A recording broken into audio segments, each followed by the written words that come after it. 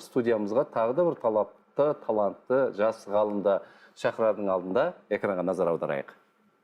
Қазақстандық оқушылар Женевада робототехникадан өткен First Global Challenge әлем жарысында жеңіске жетіп, рекорд орнатты. 167 елдің оқушылары қатысқан жарыс тақырыбы жаһандық жылыну мәселесі. 3 күн бойы 16 ойын бойынша сынға түскен жастарымыз ешбірінде сүрінбей жеңіс тұғырынан көрініп отыр. 1216 points, Team Kazakhstan.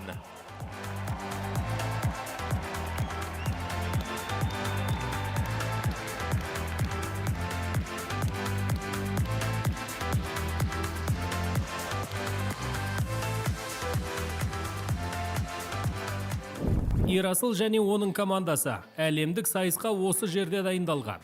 Бір қарағанда 4 дөңгелекті ойыншық машина тәрізді көрінгенмен, бұл бұйрықты бұлжытпай орындайтын кәдімгі робот.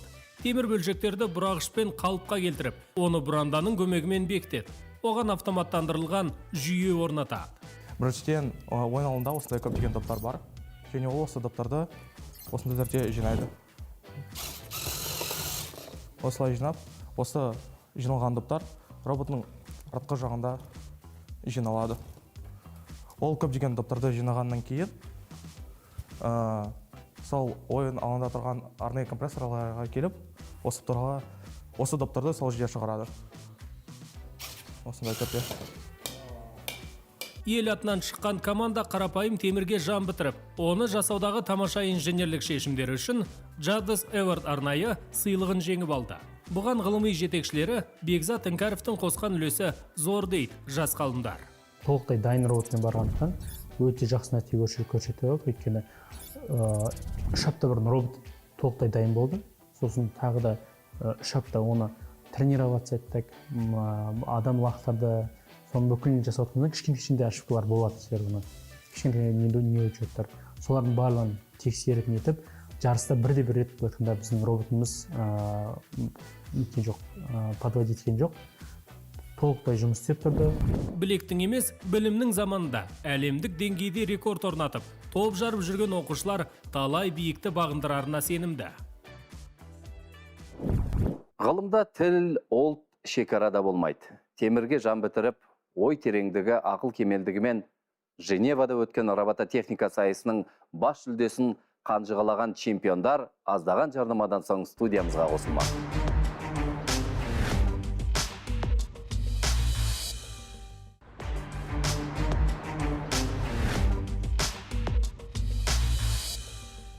Ендеше, Женевада өткен халықаралық First Global Challenge робототехника байқауында бас жүлде алған және рекорд орнатқан қазақстандық команданың мүшесі Ерасыл Әбілқасымовты студиямызға шақырайын.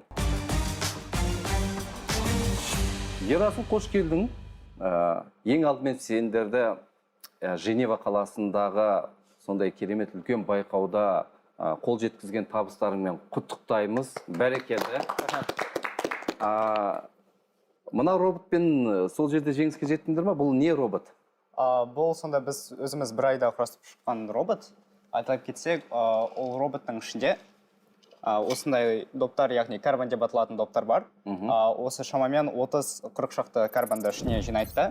Арнайы бір компрессорға апарып, басқа бір топ мүшесі ол ортада тұрған, жоғары жақта тұрған корзинаға салып лақтырады. Және ең соңында осы хэнгпен, яғни осы лифт механизммен ол көтерілу керек. Сонда жарыста айтып өтсек, 3 ел басқа 3 елмен жарысады. Және ол осы 3 елдің яғни реті ауысып тұрады. Мысалы үшін, егер біз Мексика, Перумен ойнаса, келесі ойынды біз басқа елдермен ойнаймыз. Роботпен мен түсінуімше баскетбол ойнадыңдар ма? Ол баскетбол деп атау қиын, өйткені ол осындай кішкентай доптарды, яғни жинап, шамамен 30 шақты допты жинап, оларды яғни карбон капчер, яғни көмірқышқыл газын жинау симуляциясын жасаймыз. Тамаша, жақсы. Әдетте роботқа оны құрастырушылар ат қояды. Иә. Аты бар ма? Оның аты енді Малика деп қойдық. Малика? Иә, Малика. Өйткені бізде Малика деген, яғни аламни бар еді, яғни ол басқа шетелге оқуға кеткен еді, соның яғни атынан атап өткенбіз, ол біздің яғни командада болған бұрын. Команданың мүшесі бұрынғы? Иә, бұрынғы команданың мүшесі. Сол командадан шығып кеткен соң сол атын Малика деп қойдық. Сенің командадағы қызметің? Мен командадағы қызметім, яғни көбі хардвер, өйткені мен роботты құрастырамын, яғни мен инженерлердің бірімін. Және мен роботты ойын кезінде, яғни матч кезінде Женевада мен басқарасың? Басқардым. Жасың нешеде өзің? 15-те. 15-те? Бәрекелді. Галстуңа қарағанда Назарбаев зияткерлік мектебінің оқушысың, солай ғой? Иә. Қай қалада? Алматы ФМ. Алматы қаласындағы физика-математика бағытындағы мектеп. Иә. Бәрекелді. Ал командадағы 5 адам бәрі бір мектептен ба, жоқ әлде НЗМ-нің басқа мектептерінен құралған құрама команда ма? Негізі біз барлығымыз бір мектептенбіз. Бірақ үстем, яғни USTEM деген бір яғни робототехниканы дамытатын фонд бар, соның арқасында біз жарыстарға барып келдік. Яғни бізде бірінші қыркүйек айында яғни республикалық жарыс болған, және сол бүкіл Қазақстан елдерінен, Семей қаласынан, Алматы қаласынан, Астана қаласынан көптеген командалар жиналып, бірге робот құрастырған. Және сол жарыстың, Астанада өткен жарыстың жеңімпазы Женеваға барушы еді, және біз сол өзіміз мектепте жиналып, лабораторияда жиналып, өзіміз робот құрастырып, команда аштық. Сол себептен біз бір мектептенбіз. Бәрекелді, тамаша. Бұл сенің нешінші роботың құрастырып отырған? Негізі мен көп робот құрастырдым. Ол мен 5-ші немесе 6-шы роботым десек те болады. Тамаша. Ал Женева бұл сендердің ең алғашқы халықаралық жарыстарың ба, жоқ әлде оған дейін де қатысып едіңдер? Жоқ, оған дейін біздің лабораторияның балалары көптеген жарыстарға қатысты, мен өзім де көптеген жарыстарға қатыстым. 2019 жылы, мысалы үшін біз Қытайда болдық, Гуанчжоу қаласында. Осы жылы сәуір айында біз ақш-қа барып келгенбіз, ол да әлем чемпионаты болған. Бәрекелді, яғни сендерде тәжірибе жеткілікті, иә? Иә. Бізде студияда сарапшылардың арасында дәл осы жеңімпаз команданың бапкері деп айтуға болар, иә? Бекзат мырза келіп отыр. Бекзат мырза, сізді де құттықтаймыз. Тамаша жетістік. Бұған дейін осындай дәл осы байқауда Қазақстан командасы осындай жоғары орындарды алып еді? 2019 жылы First Global Дубайда өткен. Сол кезде тоже Назарбаев зияткерлік мектеп физика-математиканың бағытындағы балалар 3-ші орын алып қалған, бүкіл мировой этапта 3-ші орын алған. Сосын біз First Global'да, сосын карантиннен кейін First Global осы 2022-де болды. Содан осы біз 1-ші орын алып жеңдік. Потом FTC деген бар, First Tech Challenge. Соғыдан да мысалы біз республиканский этаптан 1-ші орын алып жеңдік. И неге мемлекеттік байқында, всемирный неге жарысқа бардық. Ол жерде бірақ кішкене орын жеңе алмай қалдық. 52-ші ғана орын болдық. Сосын Лондонға да жарысқа бардық, международный жарыста. Лондонда и Бирмингемде. Сол жерден 1-ші орындарды алып келдік. Оның алдында мысалы карантинға дейін біз Векспен айналысамыз. First болса, First детальдармен First жарыс болса, Векспен айналысқанбыз. Сол Векспенде мысалы біз қанша 2017-тен бастап өте көп достижениеміз бар. Қазақстанда да қанша рет жеңдік, Москвада, Турцияда, Таиландта 1-ші орында жеңгенбіз. Сосын мировой этапқа барған кезде жарыс жеңбей, бірақ именно skills деген бар. Сол жерде автономный режимнен 1-ші орын жеңгенбіз тоже. Женевада өткен байқаудың деңгейі қандай жалпы? First ең байқында үлкен болып саналады. First ең үлкен робототехника жарысы болып саналады, потому что бүкіл елде бар и өте байқында үлкен болып өтеді. Өте масштабный дейді ғой. Қанша ел қатысты? 162 ел келді. 162 елден. Шамамен қанша команда білесіз? 162 команда. Бір елден бір команда. Әр елден бір командадан. Тамаша, яғни сіз суырылып шығып, Қазақстанды сіздер алып шыққан екенсіздер, тамаша. Ендеше студияға алып шыққан роботты қазір сынап көрейік. Иә, әрине. Көріп отырғаныңыздай, осы Intake деген алдыңғы жағы бар. Intake деген алдыңғы жағы бар. Ол алдыңғы жағымен ол доптар жинайды. Қазір мен көрсетемін. Бүйтіп ол шайықтарды жинап. Комбайн сияқты. Иә, контейнерға шашады.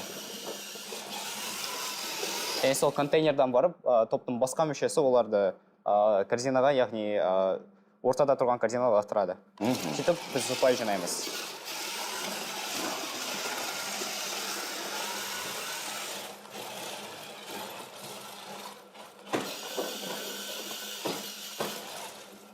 ал енді мынау хэнк деп аталады, яғни ойынның соңында ол осындай тұрған бір балкаға іліну керек. Бұл не үшін? Бұл яғни ұпайлар береді. Мысал үшін біз шарикті жинап 200 ұпай алсақ, хэнкке көтеріліп, біз ол ұпайларды 2 есе арттырамыз. Яғни бұл роботтың өзгеше, ерекше функциясы да айтуға болады ғой, иә? Қосымша. Яғни біз осы интейк механизмін жүктер арқылы өзіміз ойлап таптық. Резеңке арқылы тартып, натяжениені, яғни стрейнді өзгертіп отырады. Осыны ары қарай дамытса, бағанадан бері сөйлегім келіп отыр еді ғой. Официант роботтар мысалға пайда жасауға болады, иә? Менің ойымша қарапайым логикаға сүйенсек, солай ма? Немесе үйін жинауға ерінетін келіншектерге таптырмас көмекші болады. Яғни соның ең бастапқы несі болып тұр ғой, бір несі, фундаменті болып тұр ғой, негізі осындай роботтар жасау арқылы, First'ың яғни мақсаты ол жас балаларды, яғни оқушыларды, high school students-тарды осы роботехника үйретіп, кейін NASA сияқты компанияларға оларды даярлау. Яғни First роботтарды құрастыру арқылы балаларды көптеген нәрселерге үйретеді.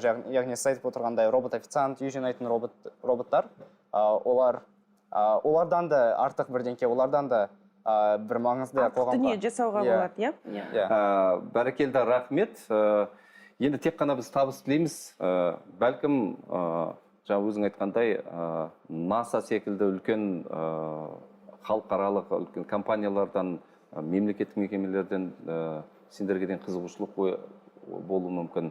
Бірақ ең бастысы қазақ елін асқақтататын және өзің арманыңа апаратын жолға түсуіңді біз тілейміз. Және осындай талантты тағы бір жасты ортаға